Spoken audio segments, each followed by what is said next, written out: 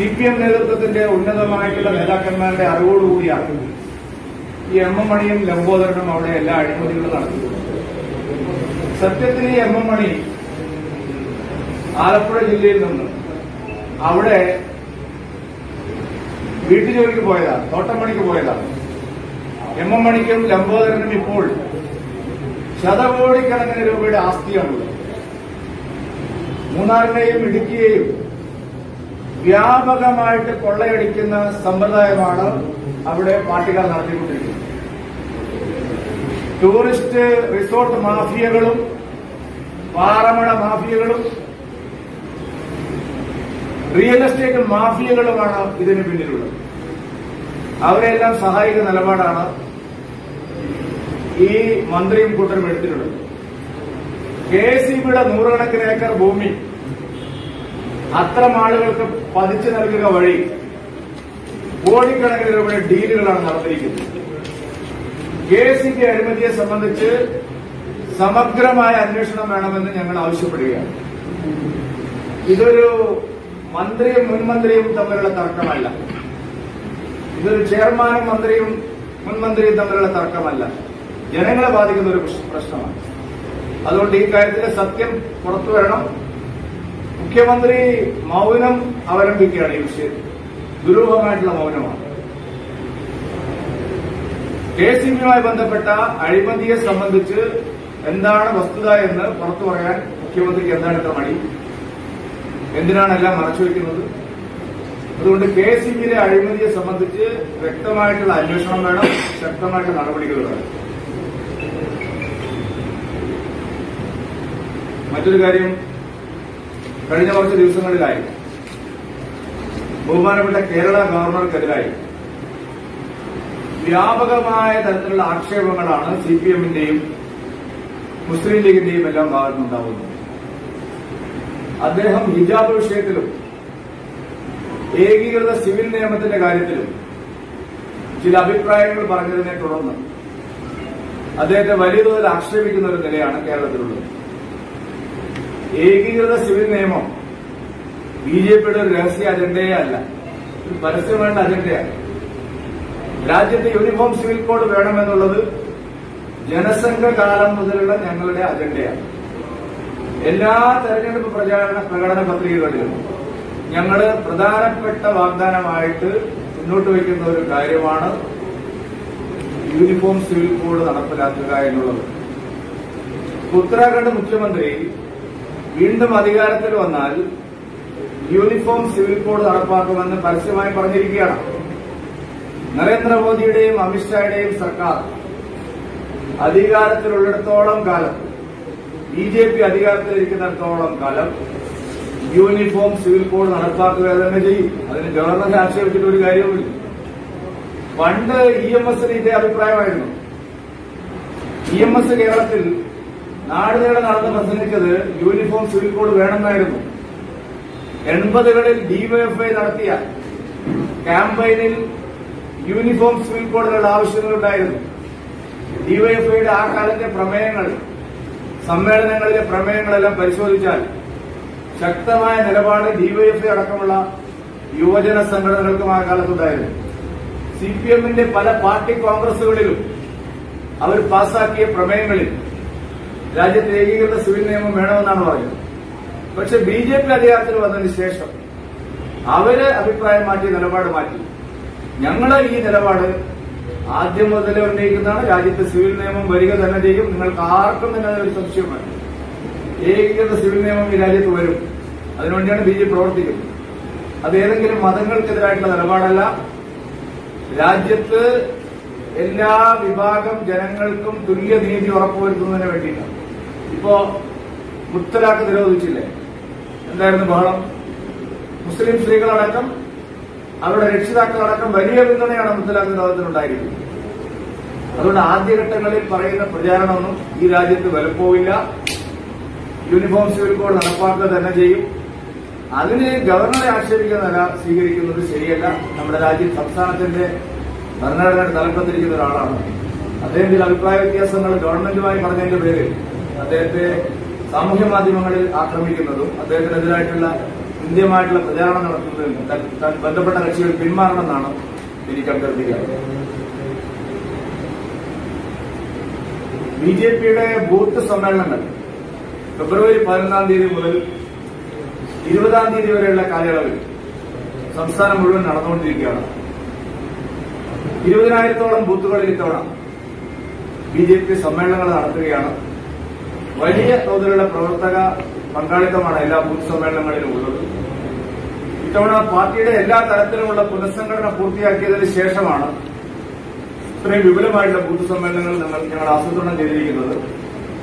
പാർട്ടിയുടെ സംസ്ഥാനം, ജില്ല, മണ്ഡലം, പഞ്ചായത്ത്, മുനിസിപ്പൽ ഏരിയ കമ്മിറ്റികൾ പുനഃസംഘടിപ്പിച്ചതിന് ശേഷം ബൂത്ത് കമ്മിറ്റികൾ പുനഃസംഘടിപ്പിച്ച് അതിനുശേഷമുള്ള സമ്മേളനങ്ങളാണ് നടക്കുന്നത്. പാർട്ടി വ്യാപകമായ നിലയിൽ എല്ലാ വിഭാഗം ജനങ്ങളെയും ഉൾക്കൊള്ളുന്ന നിലയിലുള്ള പുനഃസംഘടനയാണ് പൂർത്തിയാക്കിയിരിക്കുന്നത്. നിങ്ങൾ മാധ്യമങ്ങൾ പലരും ശ്രദ്ധിക്കാത്തതുകൊണ്ടാണോ അല്ലെങ്കിൽ അറിഞ്ഞിട്ടും വാർത്ത കൊടുക്കാത്തതുകൊണ്ടാണോ എനിക്കറിയില്ല. ഇത്തവണ കേരളത്തിൽ 22 പാർട്ടി മണ്ഡലം പ്രസിഡന്റുമാരെ, വനിതാ പ്രസിഡന്റുമാരെയാണ് ഞങ്ങൾ നിശ്ചയിച്ചിട്ടുള്ളത്. ഏതാണ്ട് 200-ലധികം ബൂത്തുകളുടെ പ്രസിഡന്റ് ഇതിനോടകം പാർട്ടിക്ക് മണ്ഡലം പ്രസിഡന്റ്, ബൂത്ത് പ്രസിഡന്റുമാർ, ബിജെപി ബൂത്ത് പ്രസിഡന്റുമാർ 200-2,000-ലധികം സ്ഥലങ്ങളിൽ ബിജെപിക്ക് വനിതാ പ്രസിഡന്റുമാരോ ജനറൽ സെക്രട്ടറിമാരോ ഉണ്ട്. വ്യാപകമായ നിലയിൽ മതന്യൂനപക്ഷങ്ങൾക്കും ഞങ്ങൾ പ്രാധാന്യം കൊടുത്തിട്ടുണ്ട്. ചരിത്രത്തിലാദ്യമായി 11 പാർട്ടി മണ്ഡലം കമ്മിറ്റികൾ ഇത്തവണ ക്രൈസ്തവ സമുദായത്തിൽപ്പെട്ടവരാണ് പാർട്ടിയെ നയിക്കുന്നത്. ഒരു മണ്ഡലം പ്രസിഡന്റ് ചരിത്രത്തിൽ ആദ്യമായിട്ട് മുസ്ലിം സമുദായത്തിൽ നിന്നാണ് ബിജെപിക്കുള്ളത്. എറണാകുളം ജില്ലയിൽ ഒരു ട്രാൻസ്ജെൻഡറിന് സുപ്രധാനമായിട്ടുള്ള ഒരു പാർട്ടി പദവി ഞങ്ങൾ കൊടുത്തിട്ടുണ്ട്. സമൂഹത്തിൽ പട്ടികജാതി, പട്ടികവർഗം, ആദിവാസി, അവശ ജനവിഭാഗങ്ങളായിട്ടുള്ള നിരവധി ആളുകളെ പാർട്ടിയുടെ മുഖ്യധാരയിലേക്ക് പ്രധാനപ്പെട്ട ചുമതലകളിൽ ഇത്തവണ വന്നിട്ടുണ്ട്. മറ്റൊരു പാർട്ടിയും നടപ്പാക്കാത്ത തരത്തിലുള്ള സ്ത്രീ ശാക്തീകരണം, അവശ പിന്നോക്ക ജനവിഭാഗങ്ങളുടെ പ്രാതിനിധ്യം ഉറപ്പുവരുത്തിക്കൊണ്ടുള്ള പുനഃസംഘടനയാണ് പൂർത്തിയാക്കിയത്. അതിനുശേഷമാണ് ഈ വ്യാപകമായ തരത്തിലുള്ള ബൂത്ത് സമ്മേളനങ്ങൾ നടത്തുന്നത്. ശരിയായ നിലയിൽ പാർട്ടിയെ താഴെതലത്തിൽ സംഘടിപ്പിച്ച് സർക്കാരിനെതിരെയുള്ള വലിയ ബഹുജന പ്രക്ഷോഭങ്ങൾക്ക് ഞങ്ങൾ തയ്യാറെടുക്കും. ഇതിനിടയിലാണ് റെയിലുമായി ബന്ധപ്പെട്ട ഹൈക്കോടതി ഡിവിഷൻ ബെഞ്ച് സർവേ തുടരാമെന്നുള്ള വിധി പറഞ്ഞിരിക്കുന്നു. ബഹുമാനപ്പെട്ട ഹൈക്കോടതി കാര്യങ്ങൾ അത് ശരിയായി മനസ്സിലാക്കിയിട്ടുണ്ടോ എന്നുള്ള കാര്യത്തിൽ സംശയമുണ്ട്. കേന്ദ്ര ഗവൺമെന്റ് ഈ പദ്ധതിക്ക് പച്ചക്കൊടി കാണിച്ചിട്ടില്ല. ASDA ഹൈക്കോടതി പറഞ്ഞിരിക്കുന്നത് റെയിൽവേ മന്ത്രാലയത്തിന്റെയും റെയിൽവേ മന്ത്രിയുടെയും നിലപാടാണ്. ഈ പദ്ധതി പ്രായോഗികമല്ല എന്നുള്ള ശരിയായ സമീപനമാണ് കേന്ദ്ര സർക്കാർ എടുത്തിരിക്കുന്നത്. അതുകൊണ്ട് ഇപ്പൊ സർവേ നടത്തിയതുകൊണ്ട് ഒരു പ്രയോജനം ഉണ്ടാവാൻ പോകുന്നില്ല. സർവേ നടത്തി പാവപ്പെട്ട ആളുകളെ ഭയാശങ്കയിലാക്കുകയാണ് യഥാർത്ഥത്തിൽ ചെയ്യുന്നത്. അതുകൊണ്ട് സർവേ നടപടികൾ ആരംഭിക്കരുത് എന്നാണ് ഞങ്ങളുടെ അഭ്യർത്ഥന. ഇതിനുവേണ്ടി ഇനി പണം ചെലവഴിക്കരുത്. കാരണം നമ്മുടെ പണമാണ്, ജനങ്ങളുടെ പണമാണ്. സർക്കാർ ഖജനാവിലെ പണമെടുത്ത് അനാവശ്യമായി ഈ സർവേ നടപടികൾ നടത്തിയതുകൊണ്ട് ഒരു പ്രയോജനവുമില്ല. റെയിൽ ഇവിടെ നടപ്പാക്കാൻ ഞങ്ങൾ സമ്മതിക്കില്ല. കേന്ദ്ര ഗവൺമെന്റ് ആയാലും ജനങ്ങളെ ആകെ സംഘടിപ്പിച്ച് പാർട്ടിയായാലും റെയിലിനെതിരായിട്ടുള്ള ശക്തമായിട്ടുള്ള പ്രചാരണം ഞങ്ങൾ ജനങ്ങളെ സംഘടിപ്പിച്ചുകൊണ്ട് നടത്തും. നേരത്തെ ഞങ്ങൾ എല്ലാ ജില്ലാ പ്രസിഡന്റുമാരുടെയും പദയാത്രകൾ നിശ്ചയിച്ചിരുന്നു. പക്ഷേ കോവിഡിന്റെ രൂക്ഷത കാരണം അത് മാറ്റിവെച്ചതാണ്. അത്തരം പരിപാടികൾ വരും ദിവസങ്ങളിൽ തുടരും. ബലം പ്രയോഗിച്ച് കുറ്റിയിടാനും സർവേ കല്ല് നാട്ടാനും വന്നാൽ അവിടെയെല്ലാം പാർട്ടി പ്രവർത്തകർ ശരിയായ പ്രതിരോധം തീർക്കാൻ നിശ്ചയിച്ചിട്ടുണ്ട്. സംസ്ഥാനത്ത് റെയിൽ വിരുദ്ധ സമരം ശക്തിപ്പെടുത്താൻ പാർട്ടി ആലോചിച്ചിട്ടുണ്ട്. ഒരു അറിയിപ്പ് കൂടിയുള്ളത്, ഞങ്ങളുടെ ഈ ആദിവാസി ജനവിഭാഗങ്ങളുമായി ബന്ധപ്പെട്ട്, വനവാസി ജനവിഭാഗങ്ങളുമായി ബന്ധപ്പെട്ട് ഒരു അന്വേഷണ കമ്മീഷൻ, വസ്തുതാന്വേഷണ കമ്മീഷൻ അട്ടപ്പാടിയിൽ സന്ദർശനം നടത്തിയിരുന്നു. ജസ്റ്റിസ് രവീന്ദ്രന്റെ നേതൃത്വത്തിലുള്ള മുൻ ഹൈക്കോടതി ജഡ്ജി ജസ്റ്റിസ് രവീന്ദ്രന്റെ നേതൃത്വത്തിലുള്ള ഒരു സമിതിയാണ് അവിടെ പോയത്. ആ സമിതിയിൽ ഇവിടെ ഇരിക്കുന്ന നമ്മുടെ പാർട്ടിയുടെ vice president doctor KS Radhakrishnan അവർ, പാർട്ടി വക്താവ് ശ്രീ KVS ഹരിദാസ് അവർ, പാർട്ടിയുടെ vice president doctor Prameela Devi തുടങ്ങിയിട്ടുള്ള ആൾക്കാർ, സംസ്ഥാന ജനറൽ സെക്രട്ടറി കൃഷ്ണകുമാർ, ശ്രീ കുമ്മനം രാജശേഖരൻ മുൻ പ്രസിഡന്റ്, ഇവരൊക്കെ അവിടെ ഈ സമിതിയിൽ പോയിരുന്നു. വിശദമായിട്ടുള്ള ഒരു റിപ്പോർട്ട് അവർ നൽകിയിട്ടുണ്ട്. ആ റിപ്പോർട്ട് കേന്ദ്ര പട്ടികവർഗക്ഷേമ വകുപ്പ് മന്ത്രിക്ക് സമർപ്പിക്കാൻ ഞങ്ങൾ തീരുമാനിച്ചിട്ടുണ്ട്. അവിടെ നിന്ന് ഉയർന്നു വന്നിട്ടുള്ള ആവശ്യങ്ങളെ പഠിച്ചപ്പോൾ സമാനമായിട്ടുള്ള വിഷയങ്ങൾ മറ്റ് പല ആദിവാസി മേഖലകളിലുമുണ്ട്. വയനാട്ടിലുണ്ട്, അതുപോലെ നമ്മുടെ കണ്ണൂർ ജില്ലയിലുണ്ട്, ഇടുക്കിയിലുണ്ട്, പത്തനംതിട്ട ജില്ലയിലെ ചില സ്ഥലങ്ങളിലുണ്ട്, കൊല്ലം ജില്ലയിലെ ചില സ്ഥലങ്ങളിലുണ്ട്, തിരുവനന്തപുരത്ത് കോട്ടൂർ പോലുള്ള ആദിവാസി മേഖലകളിലുണ്ട്. അതുകൊണ്ട് സംസ്ഥാന വ്യാപകമായി പട്ടികവർഗ ക്ഷേമത്തിന് കേന്ദ്രം നൽകിയ പണം എങ്ങനെ ചെലവഴിച്ചു, അവിടെ നടന്ന അഴിമതികൾ എന്തൊക്കെയാണ്, അവർ നേരിടുന്ന പ്രശ്നങ്ങൾ എന്തൊക്കെയാണെന്ന് വിശദമായിട്ട് പഠിക്കാനുള്ള ഒരു കമ്മിറ്റിയെ വെച്ചിരിക്കുകയാണ്. ജസ്റ്റിസ് രവീന്ദ്രന്റെ നേതൃത്വത്തിൽ വിശദമായിട്ട് പാർട്ടിയുടെ ഒരു കമ്മിറ്റി പഠിച്ച് എല്ലാ ഭാഗത്തുമുള്ള ആദിവാസി വനവാസി പ്രശ്നങ്ങളിൽ ഒരു റിപ്പോർട്ട് തയ്യാറാക്കി കേന്ദ്രത്തിന് സമർപ്പിക്കും. ആ വിഷയത്തിൽ ശക്തമായിട്ടുള്ള പ്രതിഷേധങ്ങളും സമരങ്ങളും സംഘടിപ്പിക്കാനും പാർട്ടി തീരുമാനിച്ചു. ഹൈക്കോടതി തെളിയിച്ചിട്ടുണ്ടാവുമെന്നാണ് പറയുന്നത്.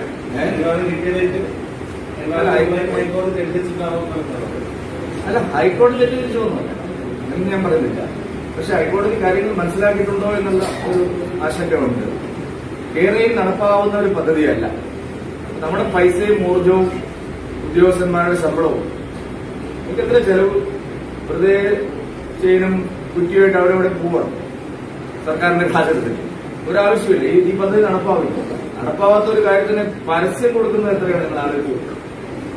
പിണറായി വിജയൻ നാടിനുള്ള ഫ്ലക്സ് വെച്ചിരിക്കും, ഒരു തീവണ്ടിയുടെ ചിത്രവും പുള്ളിയുടെ ചിത്രവും വെച്ചു. ഒന്നും ഇവിടെ ആവശ്യമില്ലാത്തൊരു കാര്യമാണ്. ജനങ്ങൾ കഷ്ടപ്പെടുകയാണ്. ആ സമയത്ത് നമ്മുടെ ഖജനാവിലെ കാശെടുത്ത് അനാവശ്യ കാര്യത്തിന് ചെലവഴിക്കരുതെന്നാണ് ഞങ്ങൾക്ക് പറയാനുള്ളത്. കേന്ദ്രത്തിൽ ഞങ്ങൾ പോയി കണ്ട് എല്ലാം ധരിപ്പിച്ചല്ലോ. ശ്രീ ശ്രീധരന്റെ നേതൃത്വത്തിൽ ഞങ്ങളെല്ലാവരും അവിടെ ചെന്നു. പാർട്ടിയുടെ കേന്ദ്ര മന്ത്രി ഉണ്ടായിരുന്നു, മുൻ പ്രസിഡന്റുമാരുണ്ടായിരുന്നു. ഞങ്ങളെല്ലാം പോയി ടെക്നിക്കലായിട്ടുള്ള വശവും അതിന്റെ പാരിസ്ഥിതിക പ്രശ്നവും അതിന്റെ രാഷ്ട്രീയ നിലപാടും ഞങ്ങൾ ശരിയായ നിലയിൽ ബോധ്യപ്പെടുത്തിയിട്ടുണ്ട്. മന്ത്രി തന്നെ ആ കാര്യത്തിൽ ട്വീറ്റ് ചെയ്തല്ലോ. എന്നിട്ടും സർക്കാരിന് കാര്യങ്ങൾ മനസ്സിലാവാത്ത പോലെ പെരുമാറുന്നത് എന്തുകൊണ്ടാണെന്ന് മനസ്സിലാവുന്നത്.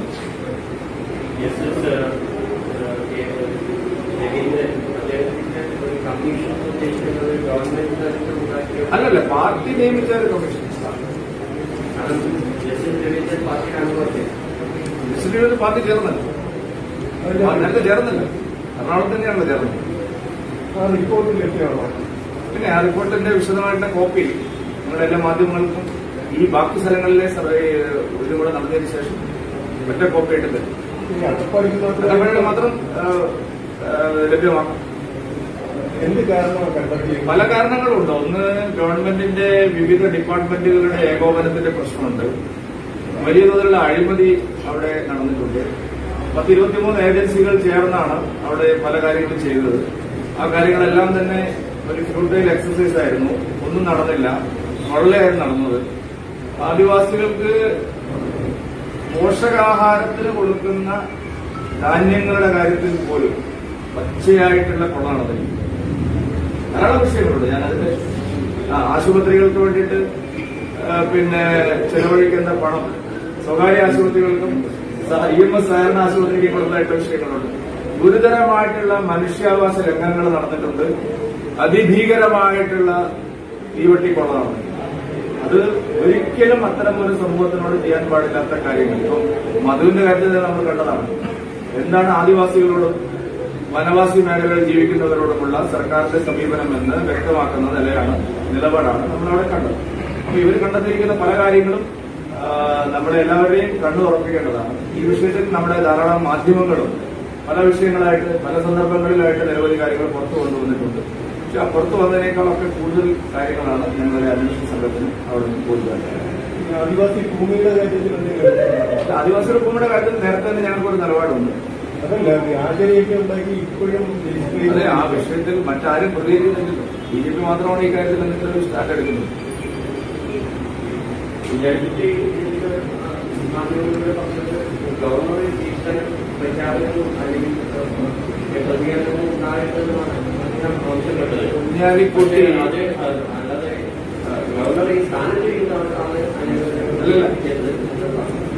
നമ്മളെ നാട്ടില് നിയമങ്ങൾ പാസ്സാക്കുന്നത് ആദ്യം അത് ജനങ്ങളിൽ എത്തിക്കാൻ ശ്രമിക്കേണ്ട ആൾക്കാരാണ് ഈ ഭരണഘടന.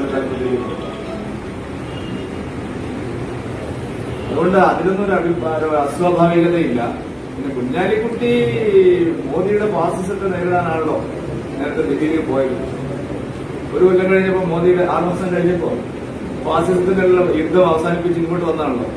കുഞ്ഞാലിക്കുട്ടി കുറെ കാലമായിട്ട് ഇത് പറയുന്നത് മോദിയുടെ ഫാസിസം. നിങ്ങളറിയോ ഉത്തർപ്രദേശിലെ ലീഗ് എവിടെയാ നിൽക്കുന്നത്? OICയുടെ കൂടെ. കുഞ്ഞാലിക്കുട്ടി പ്രചാരണത്തിന് പോയിരിക്കുന്നത് OICയുടെ കൂടെയാണ്, കോൺഗ്രസിന്റെ കൂടെ ഇല്ല. ഇവിടെ സതീശനും കുഞ്ഞാലിക്കുട്ടിയും ചേർന്ന് ഗവർണറെ ആക്ഷേപിക്കുന്നത് പിണറായി വിജയനെ സഹായിക്കാനാണ്.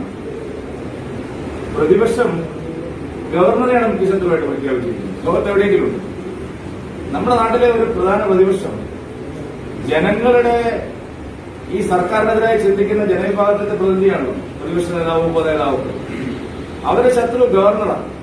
പിണറായി നല്ല ആളും പിണറായി സുഹൃത്തും ആരിഫ് മുഹമ്മദ് ഖാൻ ശത്രുവാണ് കുഞ്ഞാലിക്കുട്ടിയും സതീശനും. ഇത് വെറും കറക്റ്റ് കമ്പനിയാണ്. പിണറായി വിജയനെ സഹായിക്കുന്ന ഉപജാപക സംഘമാണ്. അതാണ് ഇപ്പോ ഈ ആക്ഷേപങ്ങളിലൂടെ വ്യക്തമാവുന്നത്. യൂണിഫോം സിവിൽ കോഡ് രാഷ്ട്രീയ തീരുമാനമാണ്. അത് ഞങ്ങൾ നടപ്പാൻ നരേന്ദ്രമോദി വിമർശിച്ചോളൂ. അതിനെന്തിനാ ഗവർണർ? അതെ, സുപ്രീം കോടതി നിർദ്ദേശമാണ്. അതിനെ തെറ്റായി വ്യാഖ്യാനിച്ച് ഗവർണർക്കെതിരെ പ്രചാരണം നടത്തിയിട്ട് പിണറായി വിജയനെ രക്ഷിച്ചെടുക്കാമെന്നാണ് വിചാരിക്കുന്നത്. അതാരും അംഗീകരിക്കും.